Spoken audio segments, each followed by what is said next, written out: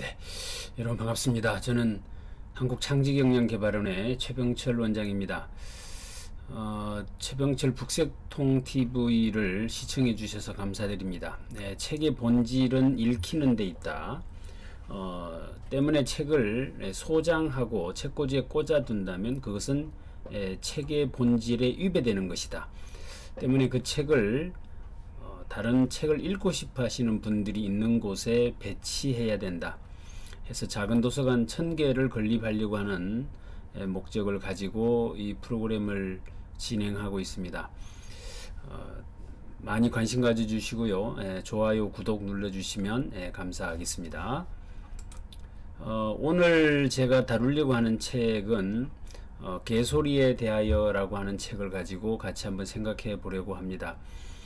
이 책이 다들 굉장히 어렵다고들 이렇게 말씀들 하시고 계시는데, 저는 이 책을 읽으면서 책의 내용이 어렵다기보다는 우리 스스로를 부정하는 것, 즉 자기 부정이 쉽지 않겠구나라는 생각이 들었습니다. 왜냐하면 내가 하고 있는 말이 개소리일 수도 있고, 또 내가 지금 존경하거나 늘 듣고 있는 그 누군가의 이야기가 개소리라는 사실을 인정하기가 쉽지 않을는지 모르겠다, 이런 생각을 해보게 되었는데요. 이 책을 쓰신 분은 이 해리 프랭크퍼트 교수라고 하는 분이신데, 이분은 이제 프린스턴 대학교에서 교수로 재직을 하시던 분이신데, 아마도 미국의 그 트럼프 대통령이 당선되고 나서 이 사회적으로 굉장히 늘 이렇게 혼란스럽고 이렇게 가짜 뉴스가 횡행하는 그런 시기에 이 책이 주목을 받았던 것으로 그렇게 알려져 있습니다. 저는 이 책을 읽으면서 또 한 권의 책이 떠올랐는데요. 그게 바로 이타고 평전입니다. 이타고. 그래서 이 이타고 평전의 내용을 간단하게 언급을 좀 해봐 드리려고 하는데요. 자신의 책을 분서, 즉 태워버려야 할 책이다 라고 이름을 지을 만큼 굉장히 자기 자신에 대해서 엄격한 잣대를 들이대었던 바로 그분인데, 76세에 잘못된 도로 사람들을 현혹시킨다라고 하는, 즉 누군가가 하는 소리를 일명 지금 이 책에 비추어 말한다면 개소리라고 말을 하니까, 그 개소리를 하고 있는 사람이 이 사람에게 이제 이타고에게 모함을 해서 감옥에 갇히게 되고, 그곳에서 스스로 이 자결을 했던 분이 바로 이타고라고 하는 분인데, 이분이 이런 말씀을 하셨습니다. 공자 또한 공자를 배우라고 사람들에게 가르친 적이 있습니까? 공자는 사람들에게 자신을 배우라고 가르친 적이 없는데, 공자를 배우는 자들이 자기의 의견을 버리고 반드시 공자를 배울 대상으로 여긴다면 필시 공자라도 정말 우습다고 여길 것입니다.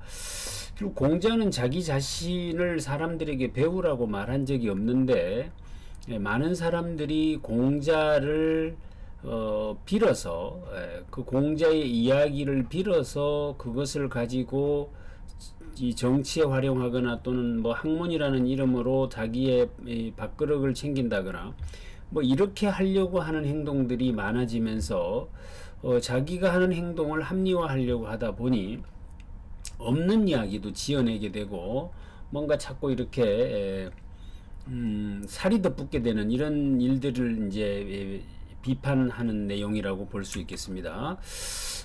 이런 말도 덧붙이지요. 나이 50 이전에 나는 한 마리 개에 불과했다. 앞에 있는 개가 자기 그림자를 보고 짖으면 같이 따라서 짖었다.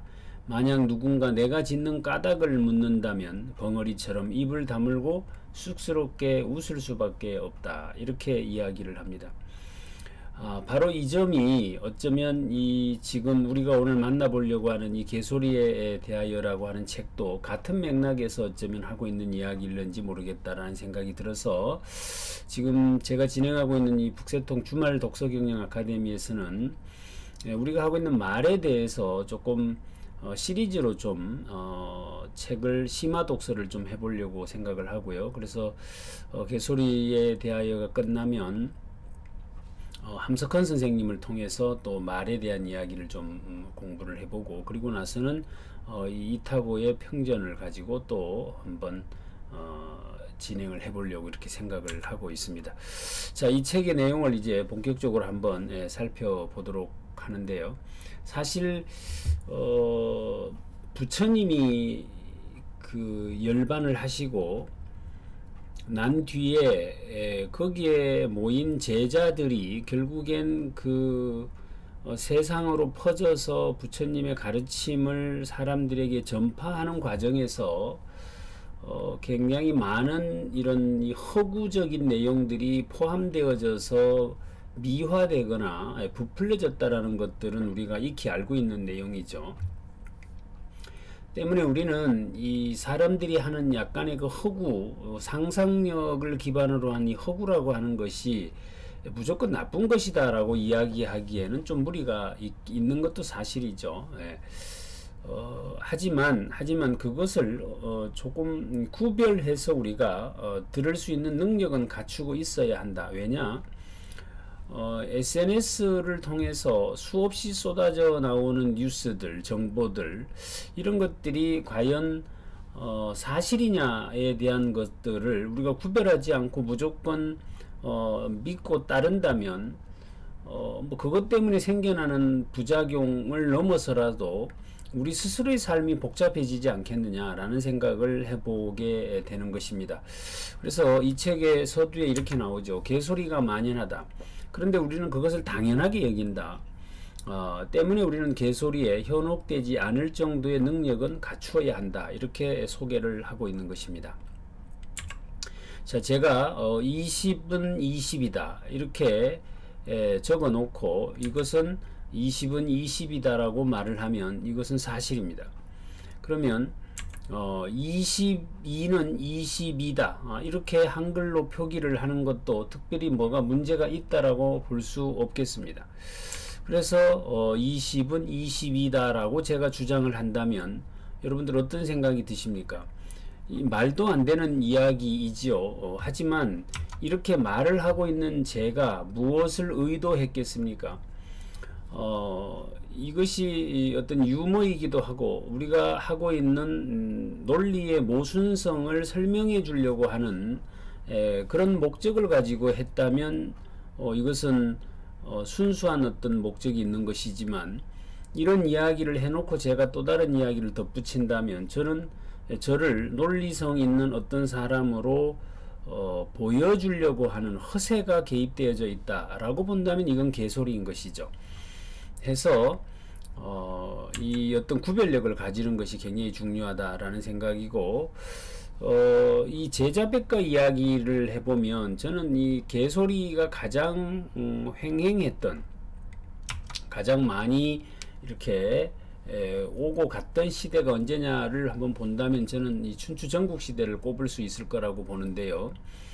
그것은 춘추 전국 시대라는 것 자체가 가지는 의미가 구시대의 가치체제가 붕괴된 것입니다.